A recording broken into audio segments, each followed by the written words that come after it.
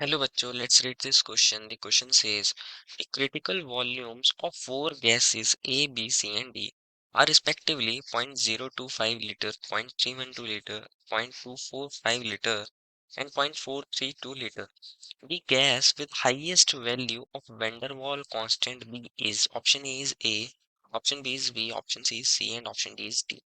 बच्चों इस क्वेश्चन में हमें चार गैसेस दी गई हैं और हमें बताना है कि इनके अंदर सबसे ज्यादा वैल्यू हमारे वेंडरवॉल कांस्टेंट बी की सबसे ज्यादा किस केस में होगी, कौन सी गैस सबसे ज्यादा वैल्यू रखती है वेंडरवॉल कांस्टेंट ऑफ बी की।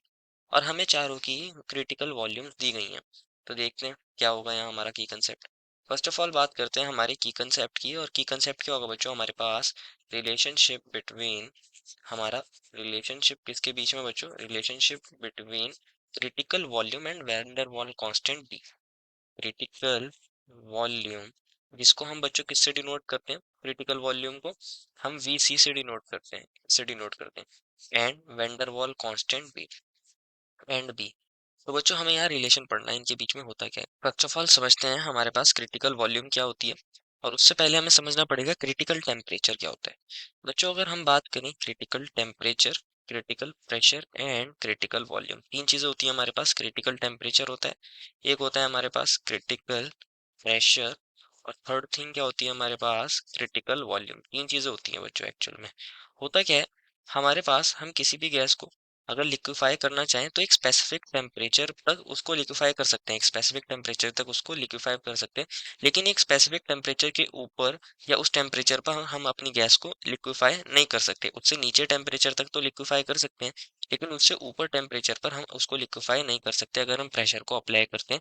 तो उसी टेम्परेचर को क्या बोलते हैं हम, क्रिटिकल टेम्परेचर, और इसको टीसी से डिनोट किया जाता है। और जो हम प्रेशर लगाते हैं हम अपनी गैस को लिक्विफाई करने के लिए एट क्रिटिकल टेम्परेचर, वही प्रेशर हमारा क्या कहलाता है, क्रिटिकल प्रेशर, और इसको डिनोट करते हैं हम पीसी से। और हमारे पास जो हमारी वॉल्यूम ऑक्यूपाई करती है 1 मोल ऑफ गैस हमारे क्रिटिकल टेम्परेचर और प्रेशर पर, उसी को बोलते हैं हम क्रिटिकल वॉल्यूम, और इसको डिनोट करते हैं वीसी से। बच्चों अगर हम सॉल्व करते हैं वेंडर वॉल इक्वेशन को और क्रिटिकल कांस्टेंट्स को उसके टर्म्स में लेके चलते हैं, तो हमारे पास एक रिलेशनशिप होता है कि जो हमारा वीसी होता है बच्चों, क्रिटिकल वॉल्यूम, वो हमारे पास 3b के इक्वल होता है।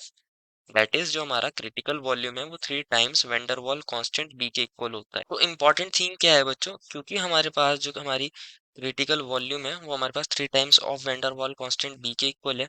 दैट मीन्स जो हमारी क्रिटिकल वॉल्यूम है वो डायरेक्टली प्रोपोर्शनल होती है हमारे वेंडर वॉल कॉन्स्टेंट बी के, या फिर हम बोल सकते हैं बी जितना ज्यादा उतना ज्यादा हमारी क्रिटिकल वॉल्यूम।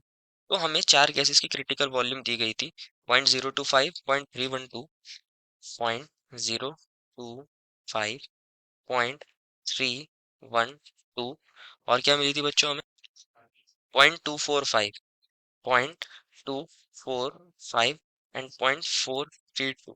ये चार वॉल्यूम्स दी गई हैं हमें हमें चार गैसेस की।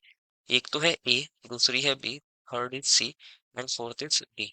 अगर हम बात करें हमारे ए बी सी डी में, क्रिटिकल वॉल्यूम जिसकी सबसे ज्यादा उसके लिए वेंडरवॉल कांस्टेंट की वैल्यू सबसे ज्यादा हमारे पास, क्योंकि क्रिटिकल वॉल्यूम हमारी डी की 0.432 सबसे ज्यादा है एबीसी में, तो हमारे पास इसकी वैल्यू ऑफ बी भी सबसे ज्यादा होगी, वेंडरवॉल कांस्टेंट बी भी इसके लिए सबसे ज्यादा होगा।